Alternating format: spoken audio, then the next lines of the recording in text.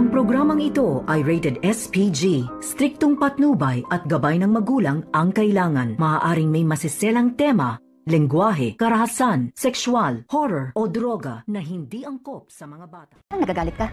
Dahil idinidiin yung kapatid niya sa pagkawala ng lolo nila. Itunurin niya agad ang suspect. Umayag na ba? Narito na nga ang ating pagkabangan ngayong Huwebes sa abot kamay na pangarap. Napatawag nga itong si Carlos Benitez dito kay Lynette at nagtanong kung nasaan daw itong si Annalyn. At dito naman na sinabi ni Lynette kay Carlos na pumunta daw itong si Annalyn sa Apex upang makakuha ng ebidensya dahil may suspect itong si Annalyn na kasabwat itong si Zoe dito sa pagkawala nga dito ni Don Pepe. At ipinagtataka dito ni Lynette na kung bakit tila nagagalit daw itong si Carlos. At ang sagot naman ito ni Carlos na ano daw ang ebidensya makukuha ni Annalyn dito sa Apex na kung bakit dinidiin ngayon ni Annalyn itong si Zoe na may kinalaman sa pagkawala dito ni Don Pepe. Kaya hindi maintindihan ni Lynette na kung bakit bigla-biglaan na lang nagagalit itong si Carlos dito kay Annalyn. At dito naman nagsasalita itong si Chang Susan kung pumapayag na ba daw itong si Carlos na dalhin nila lahat ng pagkain na natira nila Aling Susan at Diyosa. At tila hindi nagustuhan ni Carlos ang kanyang narinig na bakit nandun daw sa bahay ni Carlos itong si Chang Susan at Diyosa, ano daw ang ginagawa nila.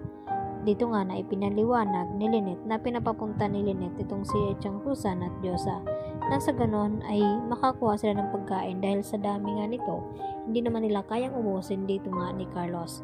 At tila narinig nga dito nila Diyosa at Aling Susan ang sinabi dito ni Carlos na tila ayaw daw ni Carlos na manatili sa bahay itong sina Aling Susan at Diyosa at pinapalis na nga ito.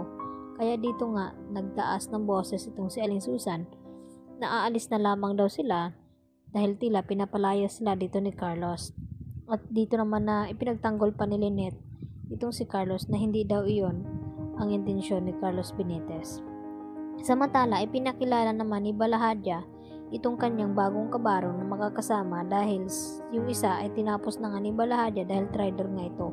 At dito naman na sinabi ni Moira kay Balahadya na mapagkatiwalaan ba daw itong ang kanyang bagong tauhan at nagbigay agad ng bagong misyon ang tauhan na ito ni Moira na kung ano daw ang dapat nilang gawin. Samantala, mas lalong lumalala naman ang kutob dito ni Annalyn na nagsisinungaling nga itong si Zoe at may tinatago sa kanila. At alam nito na hindi talaga nakipagkita itong si Dr. Antonio Locke dito kay Zoe dahil tinawagan niya nga ito at inamin naman ni Dr. Antonio na hindi pa daw sila talaga nagkikita ni Zoe dahil hindi daw niya ito mahanap sa Apex. At dinagdagan pa dito ni Dr. Prado na nawala nga itong si Zoe buong maghapon at iniwan ni Zoe ang kanyang mga trabaho dito kay Dr. Ramos. At nagtanong itong si Doc Ray kung saan daw pumupunta itong si Zoe ay hindi naman masagot ni Doc Prado kung saan daw ito nagpunta dahil yun nga lang ang kanyang napansin na nawala nga daw itong si Zoe. Kaya agad naman na kinausap ni Annalyn itong kanyang mga kaibigan na tulungan ito na makahanap ng ebidensya kung saan nagpunta sa oras na iyon itong si Zoe dahil huling nakita ito ay kausap nga itong si Don Pepe.